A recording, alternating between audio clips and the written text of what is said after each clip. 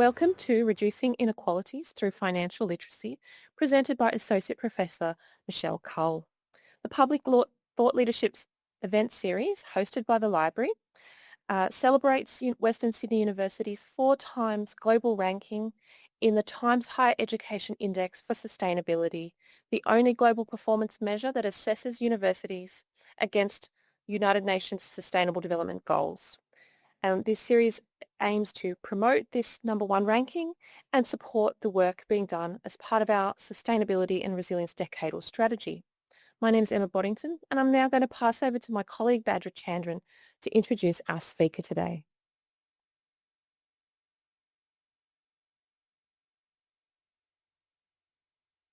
Thank you, Emma.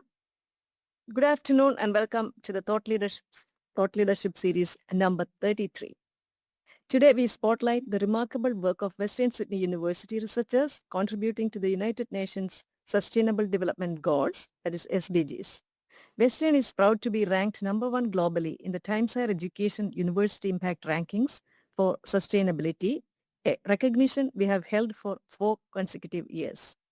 This series is part of our Sustainability and Resilience Decadal Strategy 2030, showcasing research that drives a real-world change.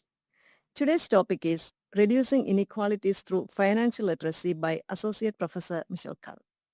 Associate Professor Michelle Cull is an expert in accounting and financial planning at Western Sydney University, where they have taught undergraduate and postgraduate programs for over 2 decades. Their research focuses on financial literacy, ethics, trust, and education, with a strong alignment to the UN Sustainable Development Goals. Michelle has led numerous initiatives to improve financial literacy across diverse communities, including students, migrants, and women in trades. Before entering academia, they spent over 15 years in senior roles within ASX 100 companies, gaining extensive experience in financial and management accounting, systems redesign, and change management. Michelle is also a recipient of the Western Sydney Women Educator of the Year Award and currently serves as co-editor of the Financial Planning Research Journal. Michelle's work extends beyond campus, and they have delivered financial literacy programs to high school students, teachers, new migrants, women in trades, and apprentices, and more. Their latest initiative, the Personal Finance Basics Micro-Credential, equips community members with essential skills in budgeting, saving, borrowing, and investing. Michelle's message is clear. Financial literacy is for everyone. People don't know what they don't know, and without early education, financial decisions made in youth can have lifelong consequences. Join us as we explore what financial literacy really means, where the gaps lie, and how we can empower all Australians to make informed financial decisions. Over to you, Michelle.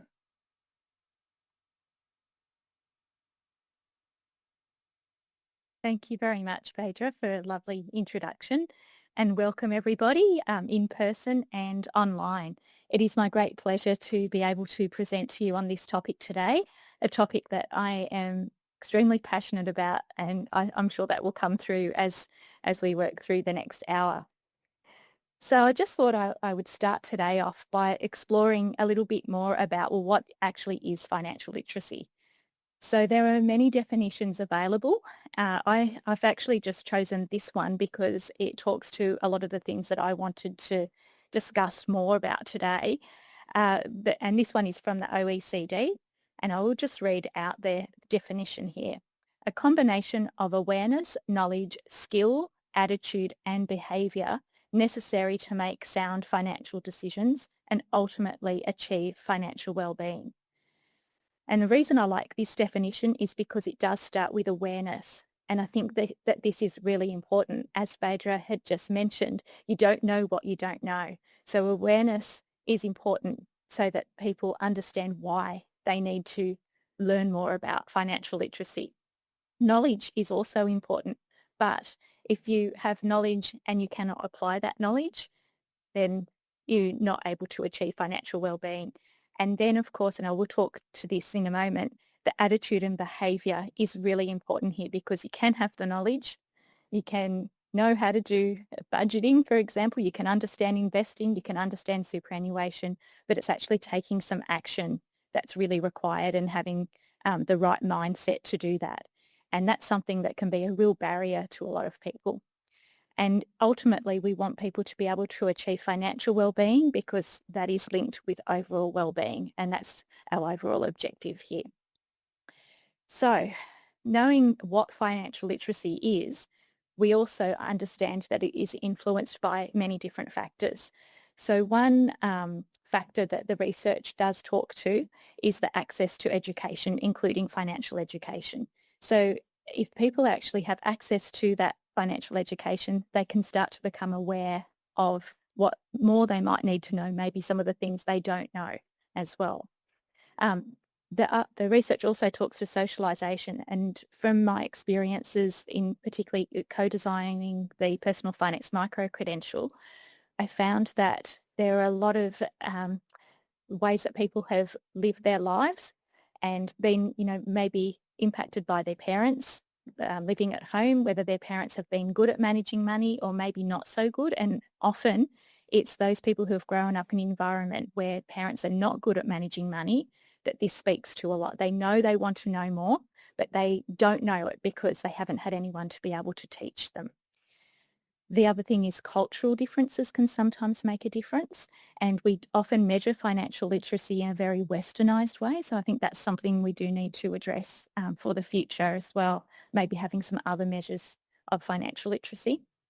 As I've said, life experiences, and sometimes there can be one big life experience that can really put people on a good trajectory, or it can actually spiral them into, a lot of debt, and it can be very difficult for them to get out of that. So decisions that we make early on in life can affect us later in life. And then we have the personal attributes. So we have people who are naturally very disciplined, self-controlled. We have other people who just say that they don't like maths, and then anything to do with financial literacy scares them because they don't like actually doing the mathematics. Some people are willing to take risks. Some people look very forward into the future. Others are more living day to day. And then we've also got, keeping up with the Joneses, that materialism, seeing people with designer handbags and going on these lovely luxurious trips and, looking at the ads on TV, and that can also affect us. And people experience money stress in different ways, but also people have different incomes, and that can impact on the type of stress that they may be experiencing. And looking at future expectations. So if people have a plan for the future, they can often be more influenced in terms of how they may actually look at their financial management. So I talked about measuring financial literacy. For many of you here and online, you may already be familiar with what's called the Big Three. So authors Lusardi and Mitchell came up with this measurement of financial literacy using 3 questions. And so you can get a score out of 3. It has now later become 5 big questions, which also adds questions on risk versus returns and money illusion. So I wonder many of you are here today because I'm sure you have a strong interest in financial literacy. I wonder how you think you would score on the Big Three. Do you think you would get 3 out of 3, 1 out of 3? The way that the questions are organised, you actually can say that you don't know the answer, and there's a refuse to answer. But and there's different reasons for that when we undertake research into how people might answer these particular questions. So I'm actually going to ask you now to do these Big Three. Now, I just want to let you know, I've done a poll. I've set the poll up. It is anonymous, so you don't have to be worried. I made sure that I made it anonymous so that you could feel free to complete it. And it shouldn't take you very long to answer the questions. Even though they do involve numbers, there's no real calculation needed. So if you're in person, you can see there's a QR code that you can scan. That should take you to the poll. And I'm just going to launch the poll for those who are online. And there are 3 questions, so just make sure that you scroll down and you answer each question. So I'll just watch on the screen to see how many people answer those questions. So the first question, hopefully you can see that online. Suppose you had $100 in a savings account and the interest rate was 2% per year. After 5 years, how much do you think you would have in the account if you left the money to grow?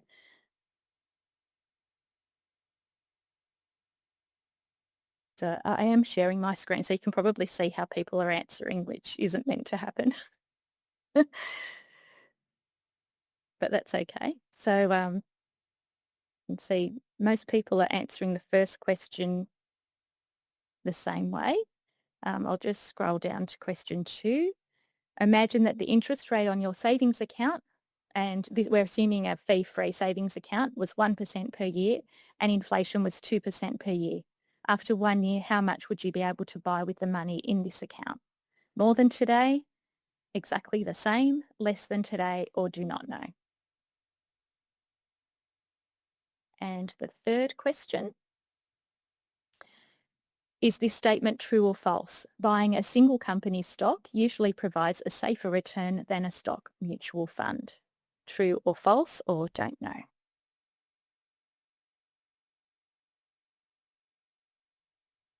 So while I allow you to continue answering those questions, uh, what I will mention is that you can see that interest features in these questions.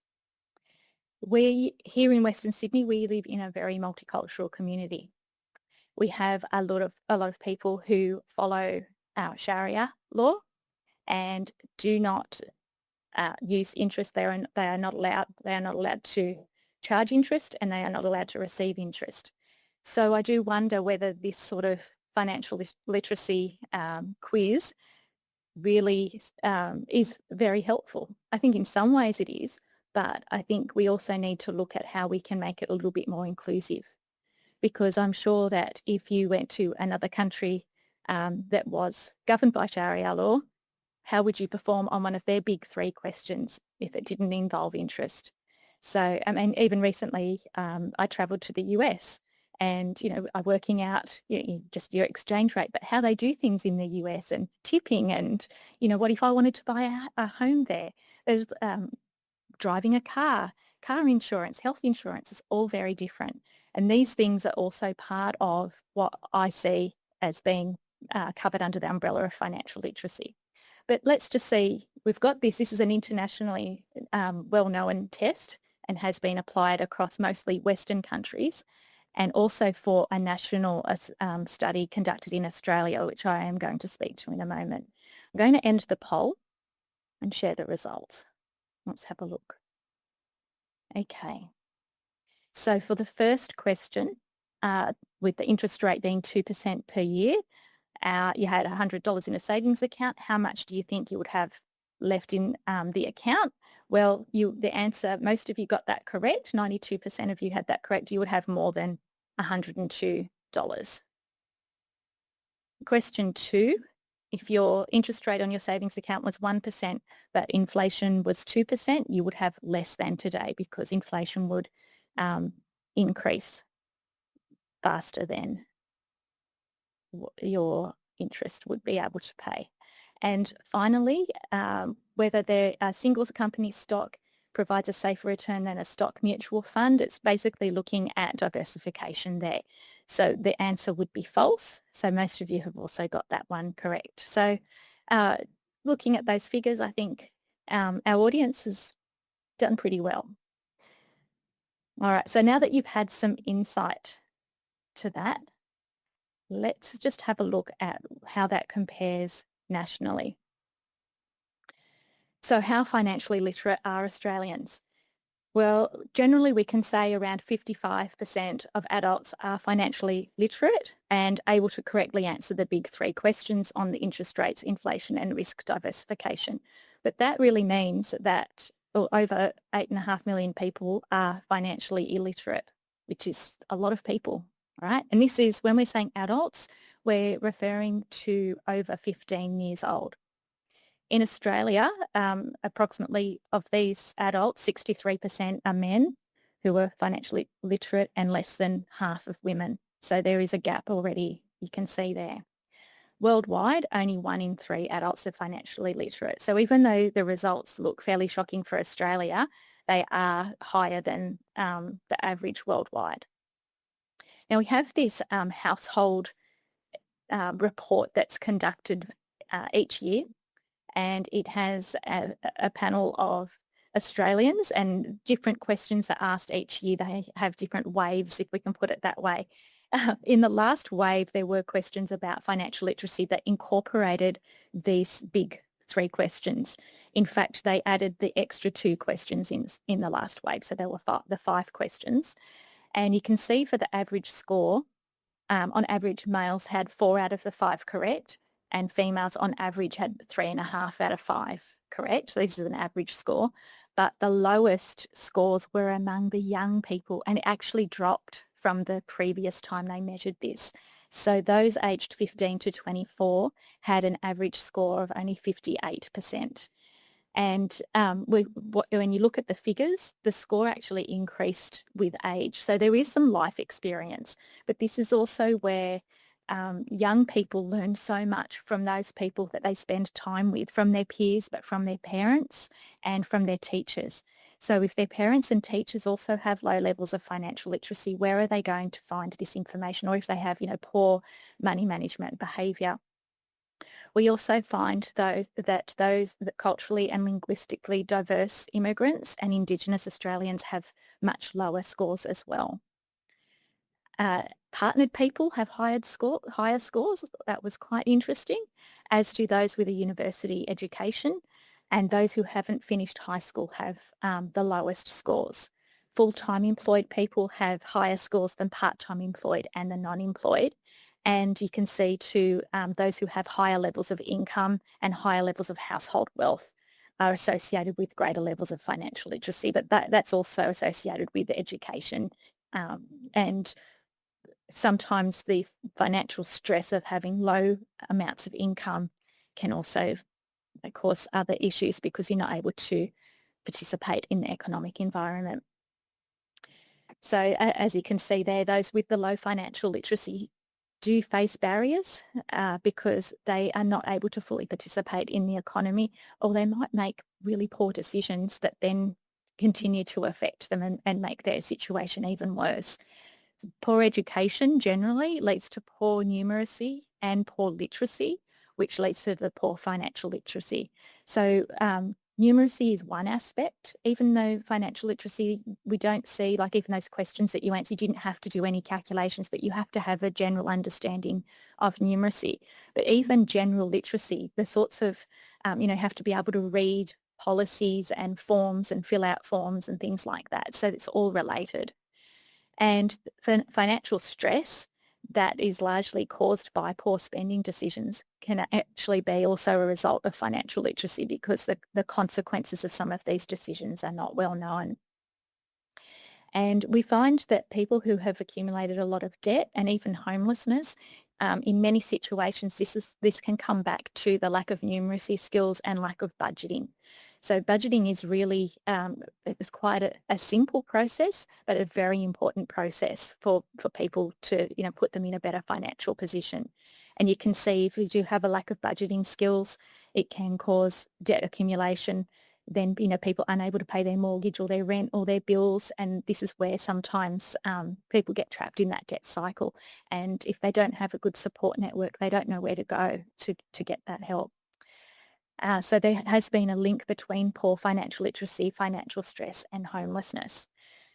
On top of all of this, with the young people having lower levels of financial literacy, there's also been some research in the Financial Planning Research Journal that shows that 30% of young males and 44% of young females think that buy now, pay later is a way to actually manage their money. And as we know from the research, it can actually increase spending and it increases debt. And when there's multiple accounts, that can then increase financial stress. And it's often associated with, once again, those other lower socioeconomic factors. So it's just exasperating that gap between those with, the haves and have-nots, I suppose. But with financial literacy, we can provide budgeting skills. We can help people to be able to prioritise debts and increase their savings and live within their means.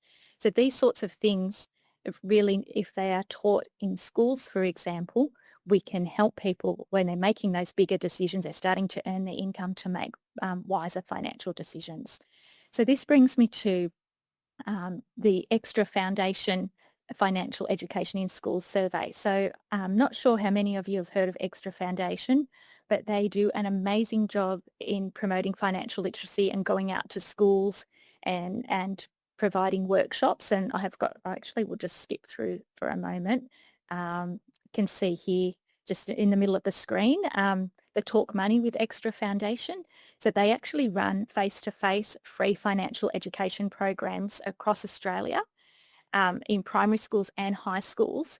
And in 3 years, they actually had reached almost 400,000 students in 1,377 schools. So they are doing really well. They've got fact sheets on all types of what information that you would expect school students would need to know, and really easy to understand those fact sheets, and they do actual workshops with them. So I will come back to that in a minute. So Extra Foundation did do a school survey of over 2,000 Australian teachers, the parents and students.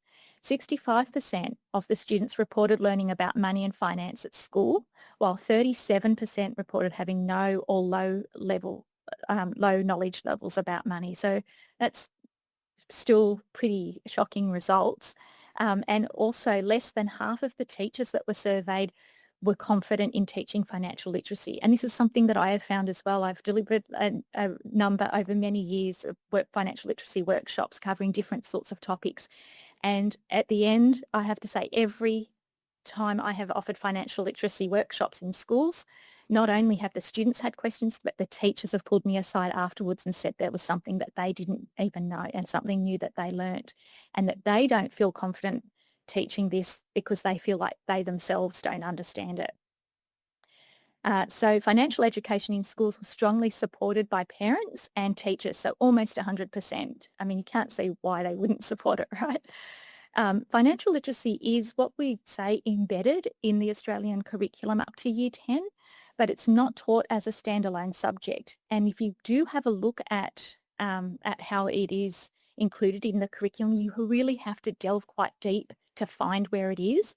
And then a lot of it is up to the teacher to decide how they are going to incorporate it and teach it in the curriculum. So I think here there is a lot more that we can do. So in terms of addressing the gaps in financial literacy, I can talk about some of my own experiences and then some of the bigger programs. I mean, there's many, many programs and they're all worthy, across Australia. It's hard to be able to collect an inventory because there are just so many, and we need them all because you can see even with them, we've still got these low levels of financial literacy. I talked earlier about attitude versus knowledge and the importance of mindset. Now, back in 2011, I did a research study at Western Sydney University across all of the different faculties. So not just in business, we find a lot of research studies in financial literacy are done with business students because they're easy to access. So it was a huge piece of research. And what I found was, even though we had, for example, I suppose the easiest way to explain it is we had a big difference in knowledge and attitudes. And it was so noticeable that those people who studied subjects with a lot of numeracy in them had very high levels of financial literacy knowledge, but that did not always align with their attitudes. So the biggest gaps I could explain were engineering students, for example, had the highest levels of financial literacy, even higher than business students. But when we looked at their attitudes, things like paying a credit card off when it was due, didn't care. Budgeting, didn't care. On average, all right. Obviously, we've got some who did and others who didn't, but on average, the attitude side of things was much lower. On the other hand, the nursing students had very low, the lowest levels of financial literacy, but they had the highest levels of attitude. And I can say I went into lecture theatres, this is when we did paper-based surveys, with my surveys and to collect them at the end, I would have students following me out, like chasing me, asking, can you tell me what's the answer to that question? I really want to know. And in particular, nursing students just had this real passion to want to learn more, and they could not get enough of it. And I thought that was really interesting. It was quite emotional to experience this, because for some of the people that I spoke to, a lot of the nursing students had gone back to university. They were mature age students. Um, Many more had families. They were the primary income earner. So it meant so much more to them to be able to understand this, yet they didn't. And I also know on the other side of things, talking to nursing students who have to do exams, and they have to do some mathematics exams because, they're measuring out medicine, things like that. And they would always be very stressed, though, about the financial side of things and the numbers side. Whereas engineering students, that's something that's second nature to them. But often engineering students would be young male bachelors, so they didn't have those same responsibilities. So it just speaks to some of the life experiences as well. A lot of my experience at university also, I would see and hear students talking about, financial problems that they would have, often related to budgeting, but also, about buying their first car or getting a loan. And you hear these little conversations, and sometimes you could hear their peers telling them what they thought they should do, and it was probably not the best advice, and it worried me.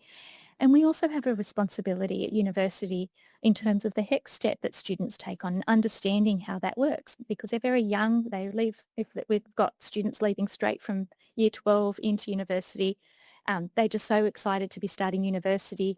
They, sign up on all their forms, but they may not understand how the HEC system works. So it was my dream to make this a bit easier. And then I realized, well, students are always on their phones. Okay, so maybe if we could create some sort of app, wouldn't that be great? Because they're on their phones when they're talking to their mates about, buying their first car, they can say, hang on a minute, let's have a look at what the app says. And we've got authoritative information there. They're not finding out information from the wrong source. So I did develop this Wallet Smart app, and I co-designed it with students, undergraduate, postgraduate, research students, mature age, a whole range of, there's 50 students involved altogether, and they were really generous with their time. And we developed the Wallet Smart app and included some quizzes as well, questions, so that we could look at where students were when they joined the app and direct them to the areas where maybe where they answered questions which showed that they had some gaps in knowledge. And this was something then we tested, what areas students were locating on the app and using the most. I did some interviews with students as well. And to my surprise, it was actually, we had a little budgeting tool in the app. The students absolutely loved that. They said how much that had really helped them to organise their income and their expenditure, and that made a big difference to their behaviours. The other thing was purchasing their first car. A lot of students said that they were aware of the one-off costs in buying the car, but they hadn't considered some of the ongoing costs. And that actually helped some students decide whether they were going to continue catching public transport for a bit longer or not, because they realised they probably couldn't afford it. So more than 75% of students did increase their financial capability, and over 65% changed their behaviour or took action to improve their financial wellbeing. And this was in a short space of time. But we also asked students, well, what would you do differently? And based off some of that feedback, students said they actually wanted more information. So there was no module on investing that hadn't been included in this particular one. There was a little bit about superannuation, but not really much about investing.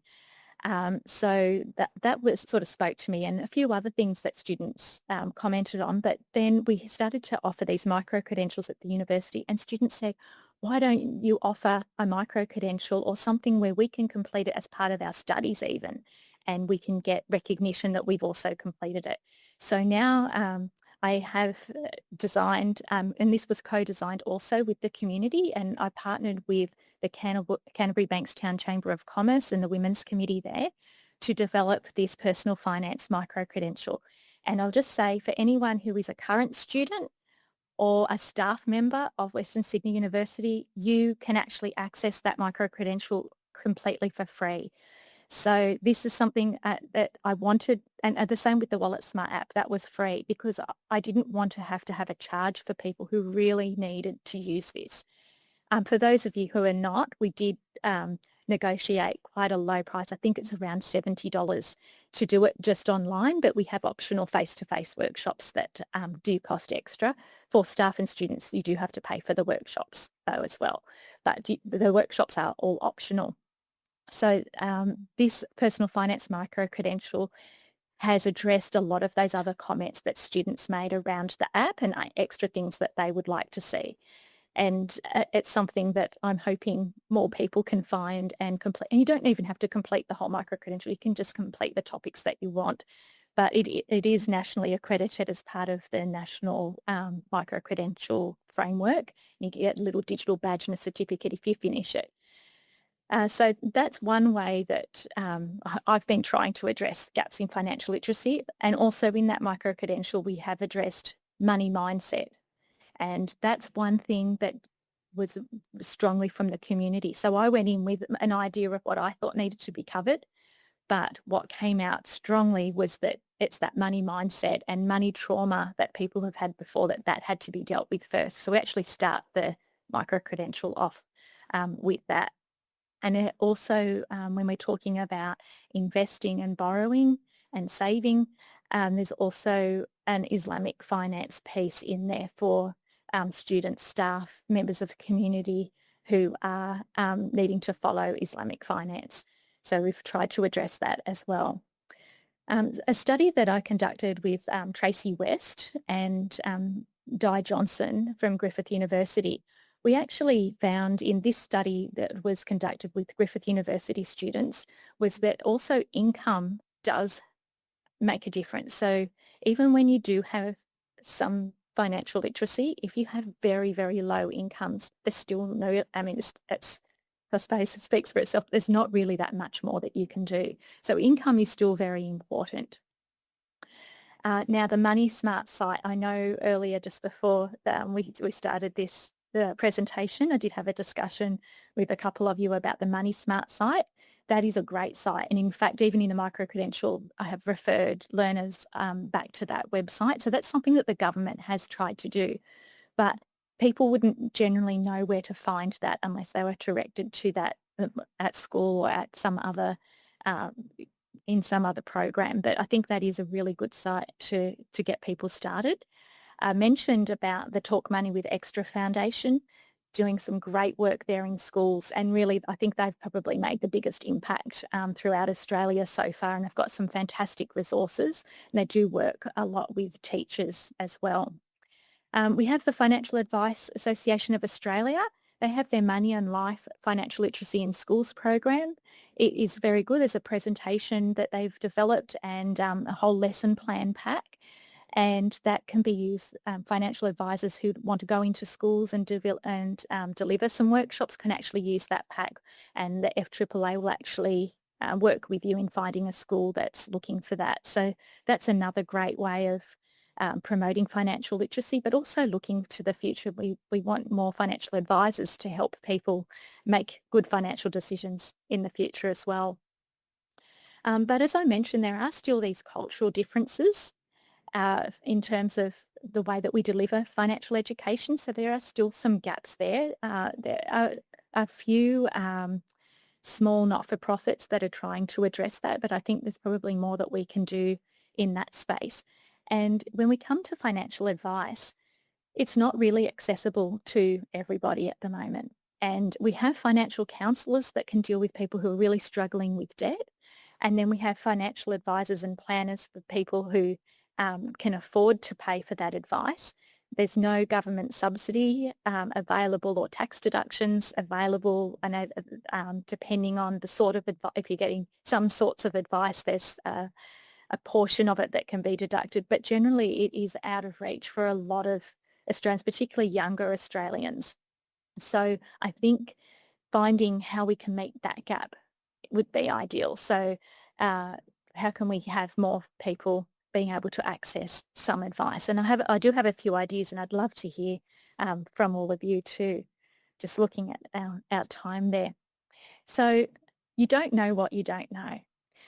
I've just put together, from my experience, sort of the sorts of topic areas that I feel fall under the financial literacy umbrella.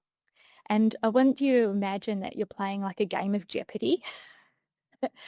And, there's probably some topics there that you would want to choose, all right? And you think that, yep, you do really well. You'll be able to get some great points by choosing those topics. And there's probably some that all of us would maybe prefer not to go there, not to answer questions about.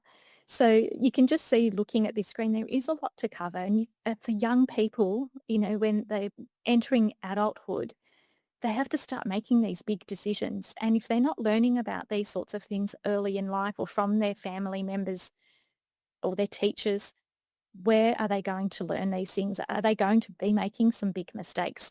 And you can see here, even with borrowing, for example, how do they, decide if they do need to borrow money, what they're going to borrow, what for, what the conditions are. Just that one topic can be really difficult for people to navigate. And, looking at some big purchases like a car purchase or a home purchase and all the things that go with that. So I think putting it sort of together like this, you can see how embedding something like this into schools and making it maybe even a standalone subject, there's plenty that we could cover off in that. And although superannuation and retirement for young people, it seems so far away, and they might not be interested. If it's up to them to choose to find some information about this, they wouldn't even be looking at it. They're thinking it's so far off.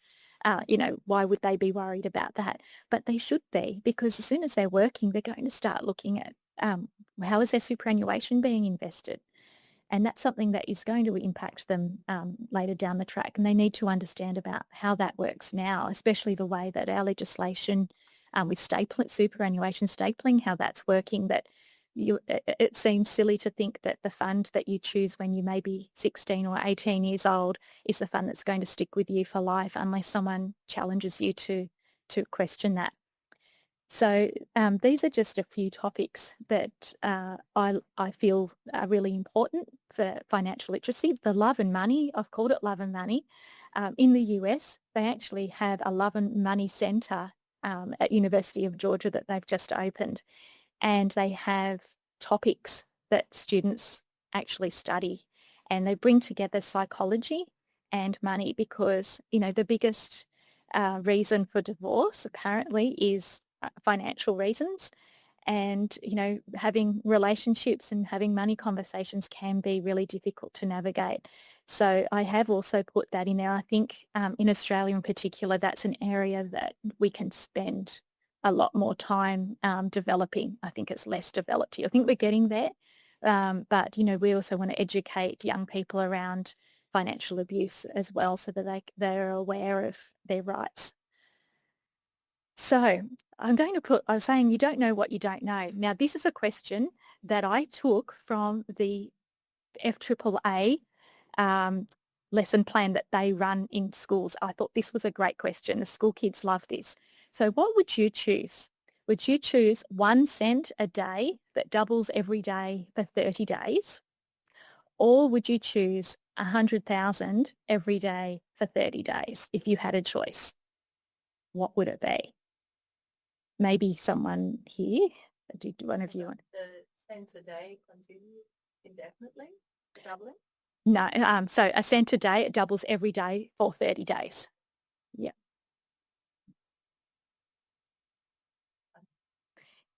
So, yes? Okay, so we've had Quinton has said a cent a day that doubles every day for 30 days. Thank you.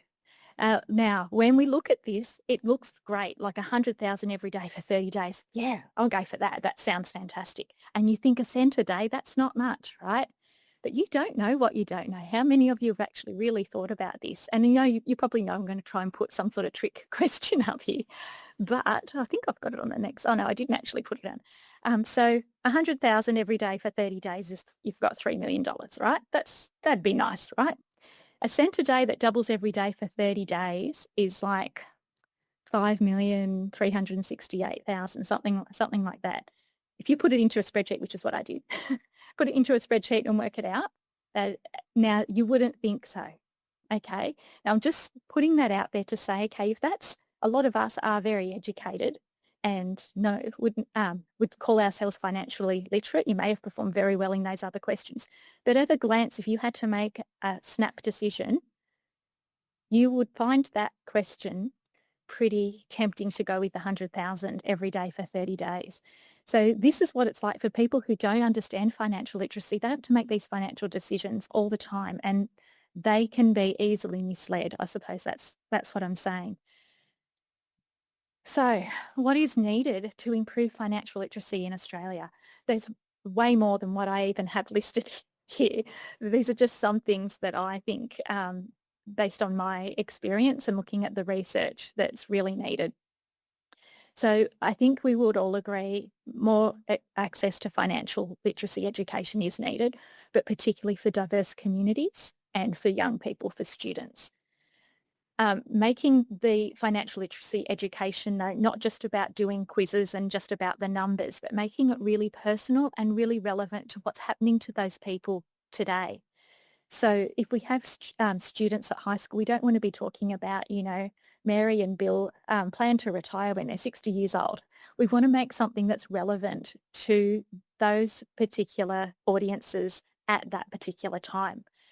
So it needs to be customised as well. We need more real life scenarios. Maybe people getting up and talking about their experiences. I know with a lot of the uh, road, driving experiences, I know in the schools they have people coming in and talking about different experiences that people have had if they've been involved in motor accidents and those sorts of things to make it more real to students to see what difference it can make. So we don't need to have bad examples. We want some good examples as well. And hands-on learning. So, if students are earning pocket money, having them do their budget, or we could have them maybe working on something for the school where the school has a budget for, to build something or for an event, a fete or something like that, and having them having to prepare something themselves that they are invested in. We also need to better prepare our primary and secondary school teachers so that they can teach financial literacy. And this is where I feel if it was a standalone subject, maybe there would be more built into the education curriculum for future teachers. But we have to actually build their own financial literacy first. So that's really important. And making financial literacy education compulsory outside the mathematics classroom. This is something that I've felt very strongly about for a long time because I just noticed that link between people who, they say, I'm not very good at maths. You talk about financial literacy. I'm not very good at maths. You don't have to be good at maths. But I think it should stay in the mathematics classroom, definitely. But I think we also need to have it outside the classroom. And we have subjects like the personal development, health and physical education. And I feel that financial literacy fits really well in there because it is about your personal development and your health. And if we could probably put it in there, you would be able to reach more students and make it more relevant. And yeah, if we can't do that, wouldn't it be great if we could have a standalone personal finance subject? And this has been advocated very strongly in the United States. And it is now happening in many states in the United States. Not all the states, but it's gradually getting there. But we do need to build financial literacy early to encourage those good financial decisions. We need it to be culturally relevant as well. And not just to say this is what people need to know, like I put those topics up there, but let's co-design these programs with the community, even with the school. If we're having a standalone personal finance subject, how can we involve the community more? Can we have workshops where the parents come in with the students? I know when I was at school and we had to learn about reproduction and all those sorts of things, you could bring your parents along and you sat there together and they had these classes. Why not do that for financial literacy as well? And encouraging those money conversations, that it's okay to talk about money.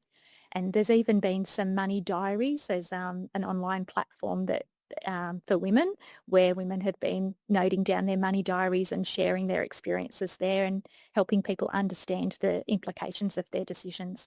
But at the end of the day, we do need that just-in-time design aimed at each different life cycle. So what is next? And I would love to hear your ideas. A couple here, a national financial literacy strategy. We were on the way to one a few years ago. I don't really know what's happened. It seems to have halted. There's been restructures in government departments, but it would be great to have a national strategy, and then we could have, that filter down into the different communities. And having the government actually really recognise the importance of financial literacy for a growing economy, for, a healthy society. But I was also thinking, maybe we could have some sort of financial education community group or centre where people could go to have their workshops, but maybe just to go and get some very basic advice pointed in the right direction. You have health clinics. Why not have financial health clinics? And I think that could be something that could really work, where we have real people talking to real people and making that customized and really, I suppose, holding their hand along the way until they become a bit more confident. Also looking at how we measure financial literacy. We have got the big three and the big five, but do we need to look at something else in Australia being so multicultural, and how do we do that? And how else can we use technology and AI to really make this more engaging, particularly for the next generation? So as I said there, a penny for your thoughts. What are your thoughts? What ideas do you have? How can we all work together to improve financial literacy across different members of our community? Okay, thank you. I might put it out to questions. Okay, so any questions in the room, just raise your hand. I'll come around with the mic. But I know we had a lot on chat, so I'll give you some thinking time. I'll go over to Badra.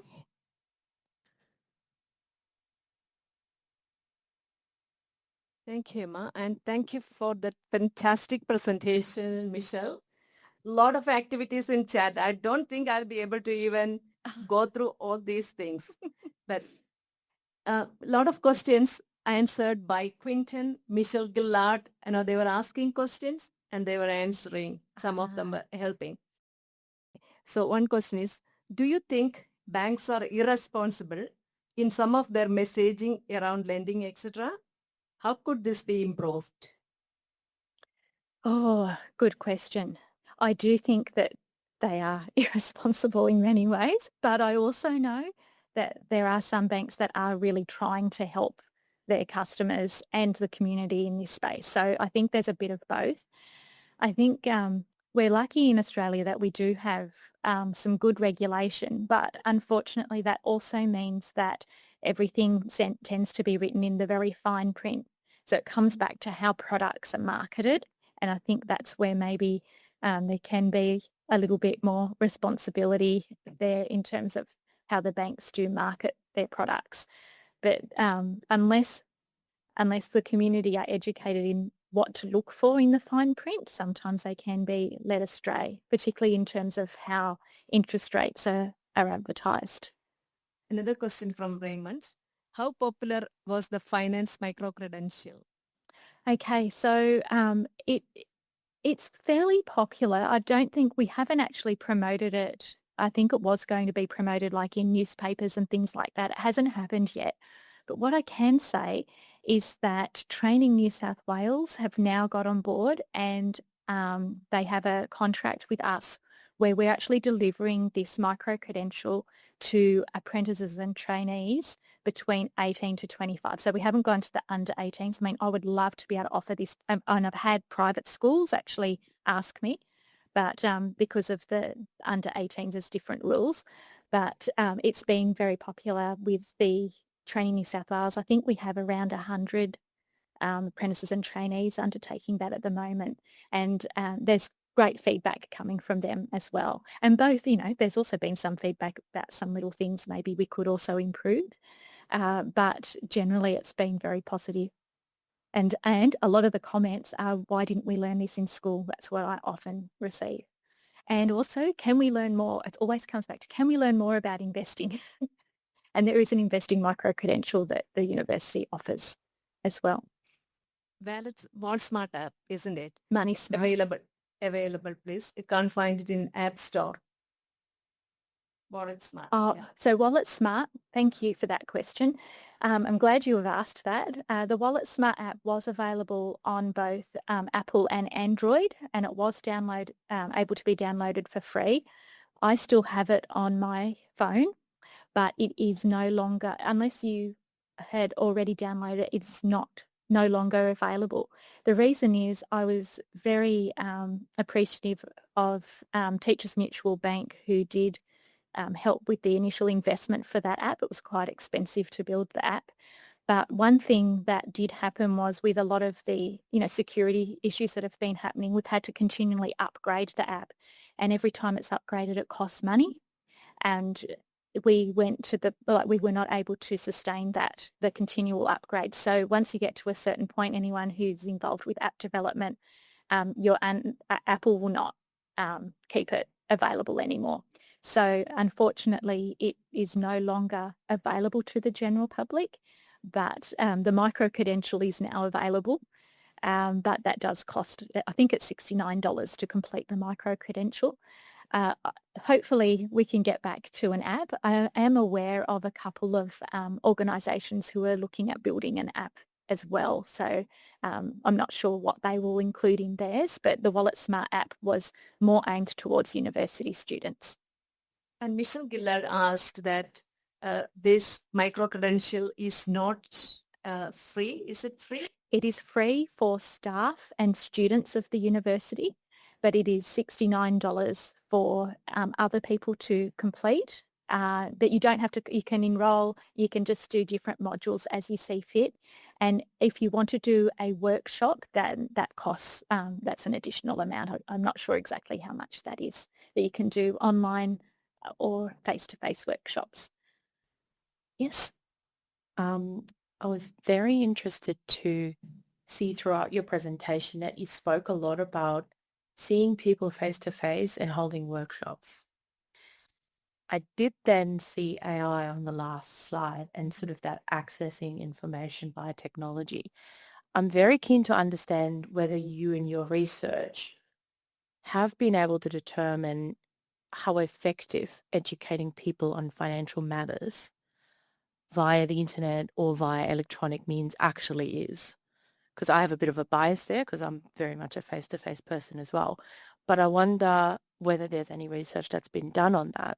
Because I mean, if I sort of think about someone going down the rabbit hole of going on the internet and looking for, I guess approved and legitimate sources of that information, yes, I go into Money Smart, but I know to do that. That's right. So I would be very keen to see if you've come across any of their comparisons in your research. Excellent. So there has been some research on trust. So I actually did my PhD on the role of trust in personal financial planning, but there is some research on trust in AI, and what they've actually found is that people do tend to trust AI to a certain degree, but it's really to explore an area. So to explore a particular financial literacy topic. But then they get to a point where they want it validated by a human being. So that's what the research says, even for the younger generation. And yes, I'm very concerned that, and that's why I wanted the Wallet Smart app, so that students knew if they got the information from this place, and I could refer them to other websites even through that app, but they knew that they could trust that information. But I didn't want to give too much away, but I'm just right at the beginning of some research looking at how we can better use AI for this purpose so that I can collect some data to see whether this works. And anyone who's been following me on LinkedIn, and I am speaking very soon here, but we have a social robot here in our School of Business at Western Sydney University, and I have just been having some fun asking different questions and seeing how our social robot interacts as a humanoid robot. So you have eye contact, body movements and everything. So that's where I'm looking at maybe with schools using a social robot to come into schools, but it would be with humans as well, but just to make it a little bit fun for students. And something else I've just noticed with how people interact with Pepper is they do sort of talk to Pepper like a human, but they're more likely, and this is what the research in social robots have shown, they're more likely to ask questions of a robot than they would of a human because it's not as intimidating, less judgment. Which is perhaps also what's worrying us about AI. Like if you've got people going to ChatGPT asking them, asking financial literacy questions, you don't know where that's actually coming from. But if we were to use our social robot, we can ensure in the back end the coding is designed. And Pepper even will tell you, I'm not a financial advisor. I'm not allowed to provide financial advice, right? So general knowledge sorts of questions, but not advice, of course. But yeah, so that's a really good question. Thank you so much for your presentation. It's amazing, and it's something I'm very passionate about as well. I think we all are when we're in the financial planning industry. I guess for me, the ideas are great, and the brainstorming and interacting with as many different ways of providing literacy to young people. But what I think is also important, and you had it in your opening statement, is accountability.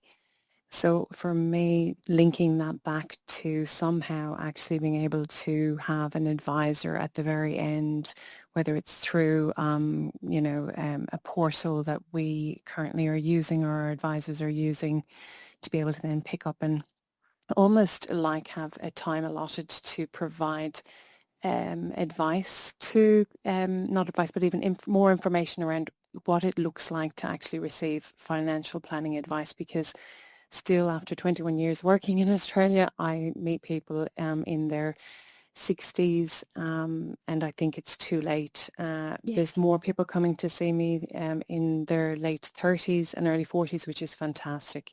So I'd love to see, as the ideas come along, how we can link them. And I don't have the answer, but I think there's so many community events out there that provide help and guidance to people, so I don't know if you know some of the other ones, like related to homeless people, and they, clean their clothes, but also have a conversation. The counselling piece, I think, is fantastic, because that's really what it is. It's counselling and it's storytelling. Yes. So that's really important. But thank you for your work, and I'm looking forward to following along it again. Thank you. And I really appreciate you mentioning this, because there are people at different stages of the life cycle who all need advice, and we don't want people to wait until they're 60. They might not even know they can access their superannuation at 60, and they've just started thinking about it. And I think, women have, on average, the average 55 to 59-year-old woman has like 130,000 in super, but they probably need more than double that. Yeah, so there's a lot more definitely that can be done, and I feel that we need that sort of overarching strategy, but connecting people through at workshops, referrals, even if we have a community clinic where then people can be referred on to a financial advisor if that's something that they need, they could then go and get that extra help, which would be great. But the storytelling is just really important. Even the co-design workshops, a lot of the women who were part of these co-design workshops actually said, I feel like I don't need to go and do the micro-credential now, because I've found people who understand, like the talking and the storytelling that went on in those workshops actually spoke to them, and they learnt something out of that. And I think they felt also they weren't the only ones struggling with this. That was very empowering, yes. Absolutely. And actually, I think I did put, there's my email address. I'm very happy for anybody who wants more information or has some ideas or wants to work together on an initiative. Please feel free to email me, m.cull@westernsydney.edu.au. And one more thing. We are going to start running some financial literacy workshops through the library, starting from next year. And our first one we're doing is on budgeting basics, isn't it? Yes.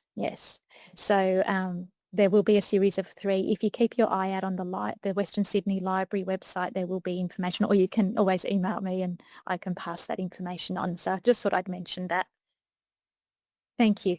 Yeah, I have posted that in Oh, okay. chat. Okay, but we will keep sending all these emails. Thank you so much, Michelle. Thank you. Thank you for the opportunity, and thank you to everyone here and online. Thank you.